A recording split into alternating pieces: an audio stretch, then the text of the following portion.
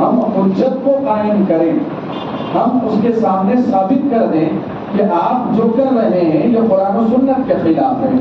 قرآن و سنت کی صحیح اور صاف و شفاف تعلیمات یہ ہے، کیونکہ کوئی عالم کسی کو ہدایت نہیں دے سکتا، یا کوئی بھی شخص کتنے ہی بڑا علم والا ہو وہ کسی کو ہدایت نہیں دے سکتا، جماعت کا کوئی آدمی کسی کو ہدایت نہیں دے سکتا۔ ہدایت کا معاملہ ایسا ہے کہ اللہ رب العالمین نے اسے اپنے قبضے میں رکھا ہے، یہاں تک کہ پیارے رسول صلی اللہ علیہ وسلم کی شدید خواہش تھی ابو طالب کو لے کر کے۔ ابو طالب آپ کے چچا تھے، اور ہر مرحلے میں مکہ کی جو زندگی کی جتنی مصیبتیں آئی، پریشانیاں آئی، ابو طالب اللہ کے رسول صلی اللہ علیہ وسلم کے ہمنوا رہے، اللہ کے رسول کا انہوں نے ہمیشہ تعاون کیا دین کے دعوت کے کام میں۔ تو پیارے رسول کی بھی یہی خواہش تھی کہ چچا جب اتنا ساتھ دے رہے ہیں تو چچا کو پر کیوں مرے، میرے چچا بھی تو اسلام قبول کر لیں۔ اللہ کے رسول صلی اللہ علیہ وسلم نے غرغرے کی حالت میں موت سے بالکل وقت قریب تھا، مرض الموت کے وقت اپنے چچا کے قریب گئے اور بار بار کہنے لگے کہ چچا ایک مرتبہ لا الہ الا اللہ کہہ دو، میں اللہ سے سفارش کروا لوں گا، میں اللہ کو راضی کروا لوں گا، ایک مرتبہ کلمہ پڑھ لیجئے لا الہ الا اللہ تفلحوا، آپ کامیاب ہو جائیں گے۔ لیکن آپ جانتے ہیں انہوں نے کلمہ نہیں پڑھا، کفر پر ان کی موت ہو گئی، اور اللہ رب العالمین نے اسی موقع پر قرآن کریم کی آیت کو نازل کیا۔ آیت کیا تھی اس پر غور کرنے کی ضرورت ہے۔ کہا انک لا تہدی من احببت ولکن اللہ یہدی من یشاء، کہ اے نبی آپ جس کو چاہے ہدایت نہیں دے سکتے، ہدایت دینا یہ اللہ رب العالمین کا کام۔ آپ کا کام کیا ہے اے نبی؟ آپ کا کام ہے اللہ کے پیغام کو لوگوں تک پہنچاؤ۔ کون اس کو قبول کرتا ہے، کون اس کو رد کرتا ہے، اس پر آپ کو توجہ دینے کی ضرورت نہیں ہے۔ آپ کا کام ہے داعی بن کر کے رب العالمین کے کلام اور اس کی شریعت کی طرف دعوت دینا۔ یہ سب سے پہلے آپ اپنے ذہن سے نکال دیں۔ کام نہیں ہو رہا ہے، لوگوں کی تعداد نہیں بڑھ رہی ہے، تو میں نے دونوں باتیں آپ کے سامنے رکھ دی۔ حق کو ماننے والے ہر زمانے میں تھوڑے ہی رہیں گے، اور دوسری بات یہ ہے کہ آپ کا کام رزلٹ دیکھنا نہیں ہے، نتیجہ نہیں دیکھنا ہے۔ آپ کا کام کیا ہے؟ دعوت کا کام کرنا۔ کوئی اگر غلط کر رہا ہے آپ اسے نیکی کا حکم دیں، امر بالمعروف والنہی عن المنکر کا فریضہ آپ کو انجام دینا ہے۔ یہ سب سے پہلے دو بنیادی باتیں یاد رکھیں۔ اور رہا دعوت کا معاملہ، دعوت دین کا معاملہ، تبلیغ کا معاملہ، دیکھیے ہم میں سے ہر شخص جس کو اللہ رب العالمین نے صراط مستقیم سے نوازا ہے، اسلام سے نوازا ہے، قرآن و سنت کی تعلیمات سے اللہ رب العالمین نے اس واضح شاہراہ پر ہمیں گامزن کیا ہے، اس پر قائم رکھا ہے، تو ہماری ذمہ داری ہے کہ ہم اپنے دوسرے بھائیوں کو جو قرآن و سنت سے دور ہیں، جو بدعتوں میں الجھے ہوئے ہیں، شرکیات میں پھنسے ہوئے ہیں، رسم و رواج میں پھنسے ہوئے ہیں، انہیں اس دلدل سے نکال کر کے صراط مستقیم کی طرف بلانا، یہ ہم میں سے ہر شخص کی ذمہ داری ہے۔ ایک عالم کی ذمہ داری ہے، عالم ممبر پہ ٹھہر کر کے وہ دعوت دے گا۔ آپ مصلی ہیں، عام آدمی ہیں، آپ اپنے لین دین کے ذریعے دعوت کا کام کریں، آپ اپنی تجارتوں میں دعوت کا کام کریں، آپ اپنے ناپ تول میں دعوت دین کا کام کریں۔ دعوت دین کا جو میدان ہے یہ بڑا وسیع ہے، یہ کوئی ایسی ملکیت نہیں ہے کہ صرف علماء ہی اس کے اوپر تسلط قائم کر کے رکھیں گے اور کسی کو دعوت دین کا حق نہیں ہے، ایسا نہیں ہے شریعت کے اندر۔ اللہ کے رسول صلی اللہ علیہ وسلم نے بیان فرمایا بلغوا عنی ولو آیہ، اگر آپ کو قرآن کریم کی ایک آیت معلوم ہے آپ اس ایک آیت کریمہ کو دوسرے تک پہنچا دیں۔ آپ کو اللہ کے رسول صلی اللہ علیہ وسلم کی ایک سنت کا علم ہے، اللہ کے رسول صلی اللہ علیہ وسلم کی ایک حدیث کا علم ہے، آپ موقع دیکھیں، مناسبت دیکھیں، اپنے دوسرے بھائی تک اس پیغام کو پہنچا دیں۔ تو اس سے یہ معلوم ہوا ہر شخص اپنے اپنے طور پر دعوت کا کام کر سکتا ہے، اللہ کی توحید کی طرف بلا سکتا ہے، اور یہ میدان بڑا وسیع ہے اور اس کی فضیلت بھی ہے۔ یہ دنیا کا سب سے بہترین کام، یہ دنیا کا سب سے مقدس ترین کام ہے۔ اللہ رب العالمین نے قرآن کریم میں ذکر فرمایا وَمَنْ أَحْسَنُ قَوْلًا مِّمَّنْ دَعَا إِلَى اللَّهِ، اس دنیا میں اس سے بہترین بھی کوئی ہو سکتا ہے جو اللہ تعالیٰ کی طرف دعوت، جو اللہ کی طرف بلائے، اس سے بھی بہتر اس روئے زمین پر کوئی ہے؟ جو اللہ کی طرف بلائے، اللہ کی توحید کی طرف بلائے، اس سے بھی عظیم تر اس دنیا میں کوئی ہے؟ یہ اللہ رب العالمین نے قرآن کریم کے ذریعے دعوت دین کی اہمیت، اس کی فضیلت اور اس کے مقام کو ذکر فرمایا ہے۔ دنیا کا سب سے بابرکت معزز ترین کام یہ ہے کہ آپ لوگوں کو اللہ کی طرف بلائیں، اللہ سے لوگوں کو جوڑیں، جو شیطانی راہوں پر چل رہے ہیں انہیں قرآن و سنت کی راہ پر گامزن کریں۔ یہ اس دنیا کا سب سے بہترین کام ہے، اس سے بڑا کام کوئی نہیں ہو سکتا۔ یہ اللہ رب العالمین نے سوالیہ انداز میں خبر دیتے ہوئے کہا ہے۔ اور اسی طریقے سے میرے بھائیوں، جیسے میں نے کہا کہ ہمیں رزلٹ اور نتیجے پر نظر نہیں رکھنا ہے، اس کی ایک بنیادی دلیل میں یہ بھی دے دوں آپ کو کہ پیارے رسول صلی اللہ علیہ وسلم نے بیان فرمایا کہ قیامت کے دن میدان محشر میں ہر نبی کی اپنی ایک امت ہوگی، یہاں تک کہ پیارے رسول صلی اللہ علیہ وسلم نے کہا کہ تم کثرت اولاد پر توجہ دو، تم جب نکاح کرو تو نکاح کا مقصد یہ ہے کہ تمہیں زیادہ سے زیادہ اولاد ہو، ایسی عورتوں سے تم نکاح کرو، یہ نکاح کا بنیادی مقصد ہوتا ہے۔ پھر اس کے بعد اللہ کے رسول صلی اللہ علیہ وسلم نے کہا کیونکہ میں فخر کروں گا میری امت کے کثرت تعداد پر، امت بڑی تعداد میں لائی جائے گی۔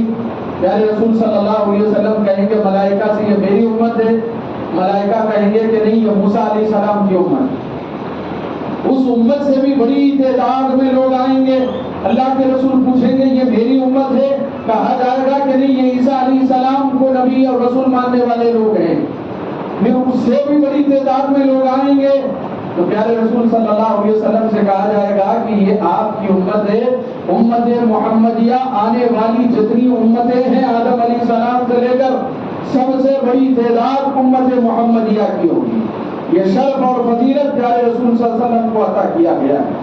اب آپ کو میں بتانا یہ چاہتا ہوں کہ بعض نبی ایسے بھی آئیں گے قیامت کے دن جن کی قوم کے لوگوں نے اسلام قبول نہیں کیا، اللہ کے پیغام کو نہیں اپنایا۔ ہمارے یہاں جو نظریہ ہے رزلٹ اور نتیجے کا، تو میں اس پر آپ کو یہ دلیل دے رہا ہوں کہ بعض نبی ایسے آئیں گے جن کے ساتھ 4 لوگ ہوں گے، یعنی کہ ان کی پوری قوم میں سے 4 لوگوں نے اسلام قبول کیا، بلکہ اللہ کے رسول صلی اللہ علیہ وسلم نے تو یہاں تک ذکر فرمایا ایک نبی ایسے بھی آئیں گے کہ جن کی قوم میں سے کسی نے بھی اللہ کے پیغام کو قبول ہی نہیں کیا، وہ اکیلے نبی اپنے آپ میں امت ہوں گے۔ تو اس سے معلوم یہ چلا نبی نے تو اپنا کام کیا، اس نبی اور رسول نے، اللہ کے پیغمبر نے اللہ کا پیغام تو لوگوں تک پہنچایا، لیکن لوگوں نے قبول نہیں کیا، کیونکہ یہ اللہ رب العالمین کا اختیار ہے، اللہ جس کو چاہے ہدایت دے یا اسے اللہ جس کو چاہے محروم رکھے۔ تو ہمارا کام بنیادی طور پر یہ ہے کہ ہم لوگوں تک پہنچا دیں۔ آج لوگوں کو ضرورت ہے، آج دعوت توحید کی ضرورت ہے، لوگوں کو ضرورت ہے کہ لوگوں نے بدعتوں کو سنت سمجھ کے رکھا ہے، آبا و اجداد کے رسم و رواج کو، طور طریقوں کو لوگ اصل مان کر کے اسی کے موافق زندگی گزار رہے ہیں۔ ہمارے پاس وسائل موجود ہیں، ان وسائل کا استعمال کریں، لوگوں کو قرآن کھول کر کے بتائیں، انہیں کہیں کہ یہ ملفوظات چھوڑ دو، یہ بزرگوں کے واقعات چھوڑ دو، آؤ اللہ کے کلام کی طرف۔ رسول اللہ کی ہر ادا، اللہ کے رسول صلی اللہ علیہ وسلم کا ہر طریقہ حدیث کی کتابوں میں محفوظ ہے، موجود ہے۔ آپ آئے اللہ کے رسول کو اپنا آئیڈیل بنائیں، کسی اور کو اپنا آئیڈیل اور نمونہ بنانے کی ضرورت نہیں۔ اللہ رب العالمین نے قرآن کریم میں کہا لَقَدْ كَانَ لَكُمْ فِي رَسُولِ اللَّهِ أُسْوَةٌ حَسَنَةٌ، کہ اے لوگوں محمد الرسول اللہ کی زندگی میں تمہارے لیے بہترین نمونہ ہے۔ فلاں کی تقلید اور اس کی شخصیت پرستی کی طرف نہ بھاگو، کیونکہ ان کے بارے میں تم سے سوال نہیں ہوگا، لیکن اللہ کے رسول صلی اللہ علیہ وسلم کی اتباع و پیروی کے بارے میں سوال ہوگا۔ قبر میں سوال ہوگا، جیسے انسان کا انتقال ہوتا ہے قبر میں، جیسے اس کو دفنایا جاتا ہے، اللہ کے رسول نے فرمایا عصر کا وقت ہوگا، ملائکہ آ کر کے سب سے پہلے یہی سوال کریں گے، من ربک، تیرا رب کون ہے؟ اللہ کو جانا، رب کو پہچانا، اللہ کی عبادت کی، اللہ کا تعارف ہوا اور جیسے اس کی عبادت کرنی چاہیے تھی ویسے کی۔ یہ سوال ہے من ربک کہ تیرا رب کون؟ اور واقعتاً توحید پرست تھا، ایک اللہ کو مانتا تھا، ایک اللہ کے لیے اپنی عبادتوں کو خالص کیا، اللہ کی عبادتوں میں کسی کو شریک نہیں کیا، تو جواب دے دے گا۔ اب آپ دیکھیں دوسرا سوال کیا ہو رہا ہے، من نبیک کہ تیرے نبی کون ہے؟ کیا مطلب ہے؟ سوال یہ نہیں پوچھا جا رہا ہے من امامک کہ تیرے دنیا میں امام کون تھے، ان کے فقہی مسائل کو لے کر کے تو بحثیں کیا کرتا تھا۔ سوال یہ ہوگا من نبیک کہ تیرے نبی کون ہیں؟ نبی کون تھے کیا مراد ہے؟ نبی کی اتباع کی، نبی کی سنتوں کو اپنایا، نبی کے طریقے کے موافق زندگی گزاری، نبی کو اپنا آئیڈیل اور رہنما بنایا، تب اگر ایسا ہوا وہ جواب دے سکتا۔ تو یہ دعوت کا اسلوب ہے کہ ہم لوگوں کو کسی شخصیت کی طرف دعوت نہ دیں، ہم لوگوں کو دعوت دیں قرآن کی طرف، ہم لوگوں کو بلائیں پیارے رسول صلی اللہ علیہ وسلم کی سنتوں کی طرف۔ اور اسی طریقے سے میرے بھائیوں، دعوت کا اسلوب کیا ہونا چاہیے، دعوت کا طریقہ کار کیا ہونا چاہیے؟ جب آپ کسی شخص کو دعوت دیں، دین کی بات اسے سمجھائیں، تو اس کا طریقہ کار کیا ہے؟ ایک حدیث میں آپ کے سامنے رکھتا ہوں، اللہ کے رسول صلی اللہ علیہ وسلم نے معاذ بن جبل رضی اللہ عنہ کو اپنا سفیر بنایا اور کہا کہ اے معاذ، میں تمہیں یمن بھیج رہا ہوں، یمن میں اہل کتاب ہے، اہل کتاب پڑھے لکھے ہیں، ان کے پاس بھی آسمانی کتاب ہے، لہذا جب ان سے بات کرنا، عالمانہ انداز میں بات کرنا اور انہیں جو دعوت دینا، تو دعوت کا طریقہ کار یہ ہے فَلْتَكُنْ أَوَّلُ مَا تَدْعُوهُمْ إِلَيْهِ شَهَادَةُ أَن لَا إِلَٰهَ إِلَّا اللَّهُ۔ یہ اسلوب بتایا گیا ہے، دین کی دعوت دینے کا یہ میتھڈ اور طریقہ بیان کیا گیا ہے کہ آپ کسی کو دین کی دعوت دیں، نماز پر آپ بحث نہ کریں، زکوٰۃ اور روزے پر بحث مت کیجیے۔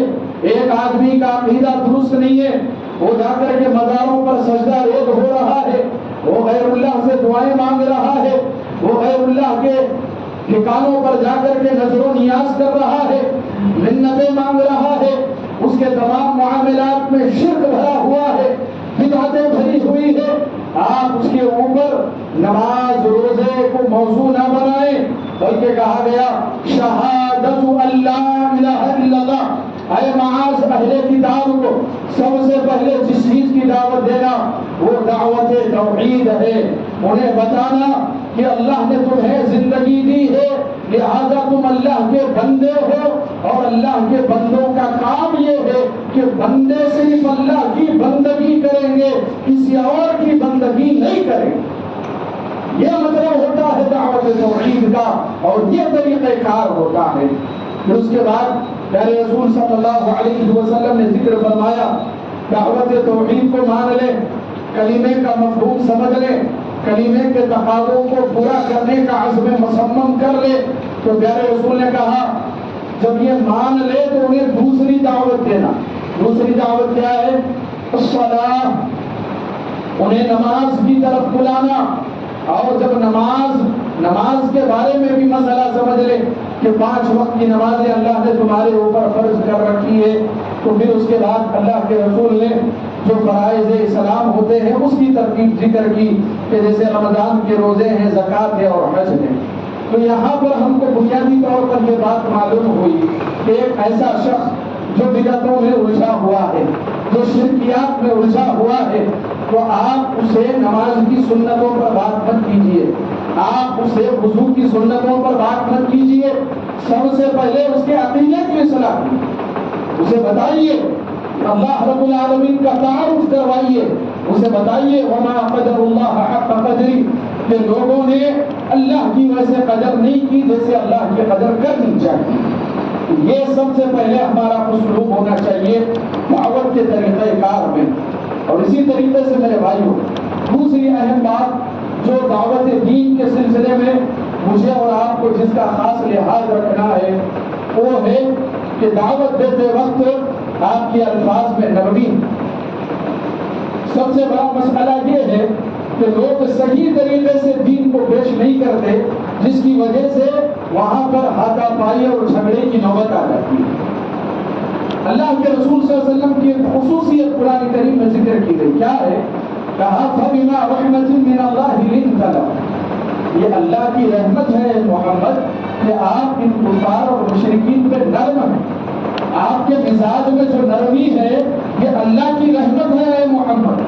وَلَوْ كُنْتَ فَظًّا غَلِيظَ الْقَلْبِ لَانفَضُّوا مِنْ حَوْلِكَ. اور کہا کہ اے محمد اگر آپ سخت دل ہوتے، آپ سخت جان ہوتے، شروع ہوتے، غصے والے ہوتے، تو یہ جتنے سلام قبول کر رہے کوئی سلام قبول نہیں کرتا، یہ سب بھاگ جاتے. لَانفَضُّوا مِنْ حَوْلِكَ. اگر آپ سخت ہوتے تو کوئی اسلام کو قبول ہی نہ کرتا. تو یہ دعوت کا ایک طریقہ کہ آپ کسی کو دین سمجھائیں، اللہ رسول کا کلام سمجھائیں تو شروع ہو کر کے تلخی کے ساتھ، غصے کے ساتھ، کاٹتے ہوئے، دبکتے ہوئے یہ انداز نہیں ہونا چاہیے. دعوت کا اسلوب پیارا ہونا چاہیے اور بہترین نرمی کے ساتھ ہونا چاہیے. آپ کو ایک مثال دیتا ہوں، صحیح مسلم کی روایت ہے. ایک صحابی ہے دماغ بن حارث رضی اللہ عنہ. یہ حالت کفر میں تھے اور اس زمانے میں بھی لوگ حج کیا کرتے تھے کیونکہ وہ اپنے آپ کو کہتے تھے کہ ہم دین ابراہیمی کے اتباع کرنے والے ہیں. تو بہت سے کفار اور مشرکین وہ بھی مکہ کو پہنچتے تھے حج کرنے کے لیے. تو حالت کفر میں تھے. دماغ بن حارث رضی اللہ عنہ وہ آئے تو مکہ میں کچھ لوگوں کو دیکھا کہ لوگ آ کر کے ان سے کہہ رہے ہیں کہ مکہ کے اندر ایک پاگل رہتا ہے، مجنون رہتا ہے، ایک جادوگر رہتا ہے، لہٰذا اس سے بات مت کیجیے. اگر اس سے بات کریں گے تو آپ کو بہکا دے گا، آپ کے اوپر جادو کر دے گا، شاعرانہ کلام کرتا ہے، کاہنوں جیسی گفتگو کرتا ہے اور ذہنی توازن اس کا صحیح نہیں ہے. نعوذ باللہ. یہ الفاظ کس کے تعلق سے تھے؟ پیارے نبی صلی اللہ علیہ وسلم کے تعلق سے تھے تاکہ لوگ آپ کی دعوت کو قبول نہ کریں. دماغ بن حارث نے کہا کہ میں تو پڑھا لکھا ہوں اور میں رقیہ کرتا ہوں، اگر کسی کے اوپر کچھ اثرات ہو جائے، جادو کا اثر ہو جائے تو میں خود اس اثر کو ختم کرنے والا ہوں. میں تو تعلیم یافتہ ہوں، لہٰذا یہ شخص مجھ پہ جادو نہیں کر سکتا یا مجھے اپنے آسیب اور فریب کے ذریعے دھوکہ نہیں دے سکتا. چنانچہ وہ ضد لے کر کے بیٹھے کہ میں اس شخص سے ملوں گا. چنانچہ پیارے رسول صلی اللہ علیہ وسلم کا پتہ اٹھایا اور مکہ میں اللہ کے رسول صلی اللہ علیہ وسلم کے پاس گئے اور کہا، اللہ کے رسول سے ملاقات کر کے کہا کہ میں فلاں جگہ سے آیا ہوں اور اے محمد آپ کے بارے میں سنا ہے کہ آپ کے اوپر جادو کا اثر ہو گیا ہے. تو اے محمد آپ کی ہمدردی میں آیا ہوں میں کہ آپ کے اوپر جو جادو کا اثر ہو گیا اور آپ پاگل ہو گئے. یہ الفاظ صحیح مسلم کے اندر موجود ہے. آپ کے اوپر جو جنون لاحق ہو گیا ہے تو میں رقیہ کر کے وہ پاگل پن کو ختم کر دوں. اللہ کے رسول صلی اللہ علیہ وسلم نے جیسے ہی ان کی گفتگو سنی تو کہا، ان الحمد للہ نحمده ونستعینه ونستغفره ونعوذ باللہ من شرور انفسنا.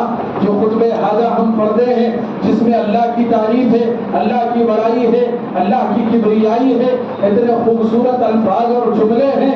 جیسے ہی یہ کلام پیش کیا اور اپنے نبی ہونے کے دعوے کو پیش کیا، صرف اتنا کلام سننا تھا، سماج سمجھ گئے کہ یہ شخص اس کے اوپر جنون لاحق نہیں ہے، پاگل آدمی اللہ کی تعریف ایسے تو نہیں بیان کر سکتا.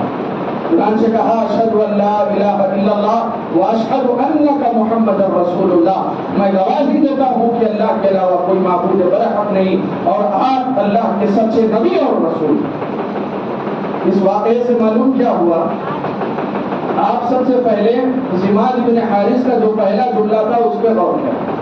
اللہ کے رسول کے پاس آئے اور آ کر کے کہا، محمد جو تم پاگل ہو گئے ہو، تمہارے پاگل پن کا علاج میرے پاس موجود ہے.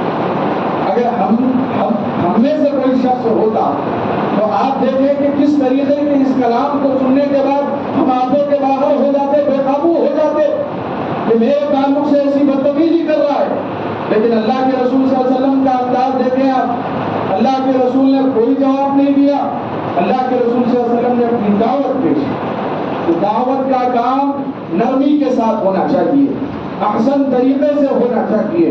اور ہمارے بھائیوں سے بھی میں کہنا چاہوں گا، اللہ نے آپ کو توفیق سے نوازا، آپ داعی بنیے، قاضی مت بنیے۔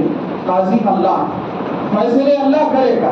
ہمارے بھائی یہیں بیٹھ کر کے آپ کو حق معلوم ہو گیا، انہیں کافر ہے، وہ شخص منافق ہے، انہیں مشرک ہے، وہ شخص اسلام کے باہر نکل گیا، انہیں گستاخ رسول ہے، یہ آپ کو حکم لگانے کی ضرورت نہیں، آپ داعی بنیے، قاضی مت بنیے۔ اللہ رب العالمین اس کا فیصلہ کرے گا۔ ہمارا کام کیا ہے؟ احسن طریقے سے دعوت کو پہنچانا، اور یہ جذبہ ہمارے دلوں میں رکھو ہمیشہ۔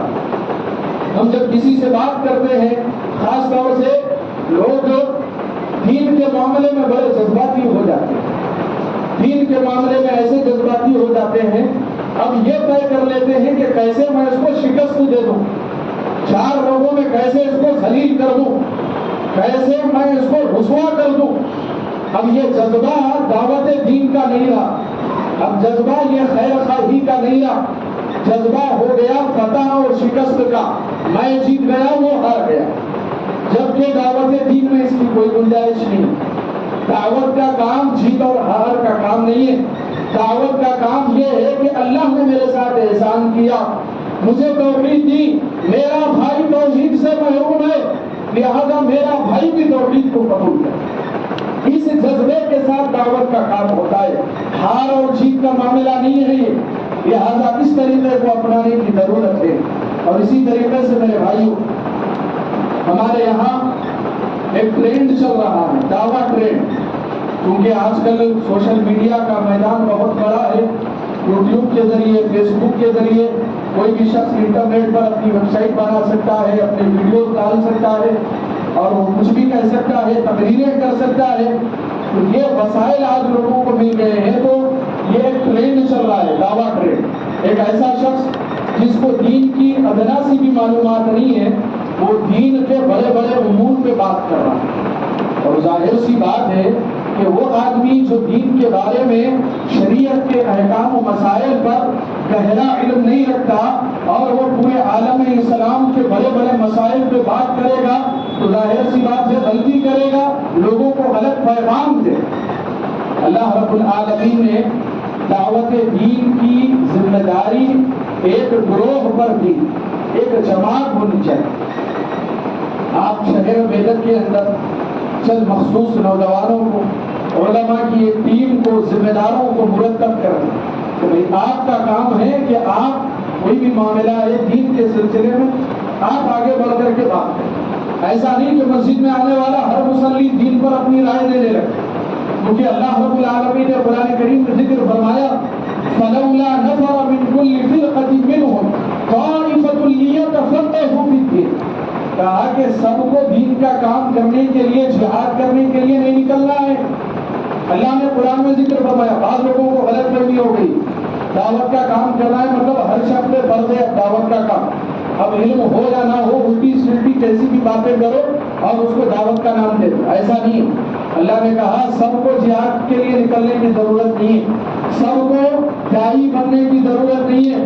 اللہ نے کہا کہ مسلمانوں میں سے ایک جماعت کو تیار کیا جائے، ایک گروہ کو تیار کیا جائے۔ وہ گروہ کیا کرے گا؟ سب سے پہلے علم حاصل کرے گا، لیتفقہوا فی الدین، سب سے پہلے وہ دین میں تفقہ حاصل کریں گے۔ دین میں تفقہ کا کیا مطلب؟ دین کی باتوں سے گہری واقفیت ہوگی ان کی۔ جذبہ بہت ہے آپ کے پاس لیکن علم نہیں ہے، آپ جذبے سے کچھ نہیں ہوتا، جذبے کے ساتھ ساتھ علم بھی ہونا چاہیے۔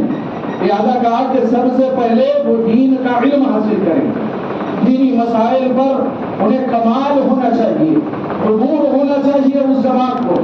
کوئی بھی اگر مخالفت کرے، اسلام پر اعتراضات کرے، قرآن پر اعتراضات کرے، رسول اللہ کی شخصیت پہ اعتراضات کرے، تو اتنا علم ہونا چاہیے کہ وہ اس کے ان ڈاؤٹس اور اشکالات کو ختم کر سکے، اتنا علم اس کے اندر ہونا چاہیے۔ اللہ نے کہا کہ یہ ایک مخصوص جماعت کا کام ہے کہ وہ دعوت دین کی ذمہ داری کو پورا کرے۔ لیکن جیسے میں نے کہا سوشل میڈیا کے عام ہونے کی وجہ سے ہر شخص آ کر کے دعوتی امور پر بات کر رہا ہے، دین کے مسائل پہ بات کر رہا ہے، بلکہ حد تو یہ ہو گئی اللہ اس امت کی حفاظت فرمائے، وہ بیچارے جو قرآن پڑھنا نہیں جانتے وہ قرآن کی تفسیر کر رہے ہیں، جن کو عربی نہیں آتی ہے قرآن دیکھ کے صحیح نہیں پڑھ سکتے وہ لوگ مفسر قرآن بنے ہوئے اور لوگوں کو معلوم بھی نہیں، لوگ سن بھی رہے ہیں۔ تو ایسا نہیں ہونا چاہیے۔ یہ علامات قیامت میں سے اللہ کے رسول صلی اللہ علیہ وسلم نے بیان فرمایا، سنن ابن ماجہ کی صحیح روایت ہے، اللہ کے رسول نے فرمایا کہ قیامت کے قریب لوگوں پر ایک ایسا زمانہ آئے گا کہ دھوکہ دہی بہت زیادہ بڑھ جائے گا، یہاں تک کہ سچے کو جھوٹا سمجھا جائے گا، جھوٹے کو سچا سمجھا جائے گا، جو امانت دار ہوگا اس کو خائن سمجھا جائے گا، جو خیانت کرنے والا ہے اس کو امانت دار سمجھا جائے گا، یہاں تک کہ اللہ کے رسول نے فرمایا یتکلم فیہا الرویبضہ، اللہ کے رسول نے کہا رویبضہ بات کرنے لگے گے۔ صحابہ نے پوچھا اللہ کے رسول یہ رویبضہ کیا ہے؟ اللہ کے رسول صلی اللہ علیہ وسلم نے بیان فرمایا کہ ایسا آدمی جو بے وقوف ہے وہ بات کرے گا دین کے بڑے معاملات، رسول اللہ کی ووکیشن کوئی آج صحیح ثابت، ایسا کمینہ شخص کمزور بے عقل، دین کے معاملے کی کوئی سمجھ بوجھ نہیں ہے اس کو، لیکن بات کر رہا ہے پورے عالم اسلام کے مسلمان۔ تو آج کے سوشل میڈیا کے ذریعے یہی بلا اور یہ مصیبت ہم دیکھ رہے ہیں، اللہ ہماری سے حفاظت فرمائے۔ اور جیسے میں نے کہا میرے بھائیوں، دعوت دینے کے لیے آخری بات، اور بھی بہت سی باتیں تھی وقت ناکافی ہے، دعوت دینے کے لیے بعض ہمارے نوجوانوں کا نظریہ یہ بھی بن گیا ہے کہ لوگ قرآن نہیں سنتے، لوگ حدیث نہیں سنتے، لہذا فلاں ڈاکٹر صاحب کی طرح ہم کو ایک کام یہ کرنا ہے کہ ہم کو لاجیکل بات کرنا ہے، سائنٹیفکل بات کرنا ہے، ریزن سے بات کرنا ہے۔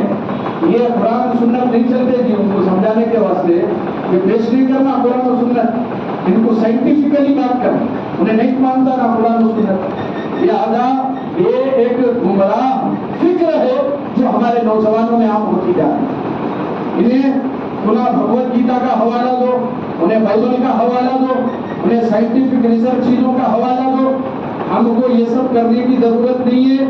دعوت دین دینے کے لیے قرآن و سنت کافی ہے۔ آپ ایک دلیل بتا دیں اللہ کے رسول کی پوری زندگی سے کہ اللہ کے رسول نے کسی عیسائی کو بائبل سے دعوت دی، اللہ کے رسول نے کسی غیر مسلم کو اس زمانے کی کسی غیر مسلموں کی کتابوں کا حوالہ دے کے توحید سمجھائی ہو، ایک حدیث لا لو، لاکھوں حدیث میں ایک حدیث لے کر آوا، چاہے غیر مسلم ہو چاہے مسلمان ہو، اللہ کے رسول کی صلاح کرتے تھے اللہ کے کلام سے۔ جیسے میں نے کہا مانے یا نہ مانے وہ آپ کا حکم نہیں ہے، آپ کو دعوت دینا ہے قرآن سے دینا، آپ کو دعوت دینا ہے رسول اللہ کی حدیثوں سے دینا۔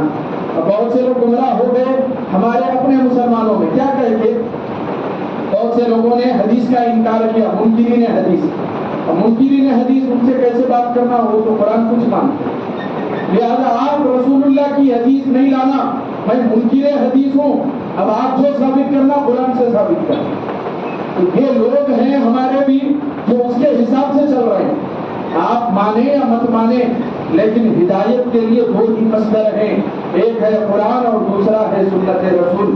آپ کو ماننا ہے مانیے، نہیں ماننا ہے مت مانیے، یہ ہدایت دینا اللہ رب العالمین کے ذمہ ہے، لیکن یہی حق کا پیغام ہے جو ہم آپ تک پہنچانا چاہتے ہیں۔ اللہ تعالیٰ سے دعا کرتا ہوں کہ اللہ رب العالمین ہم تمام بھائیوں کو دعوت دین کی ذمہ داری اور اس کے فریضے کو کما حقہ بحسن خوبی انجام دینے کی توفیق نصیب فرمائے، آمین یا رب العالمین۔ السلام علیکم ورحمۃ اللہ وبرکاتہ۔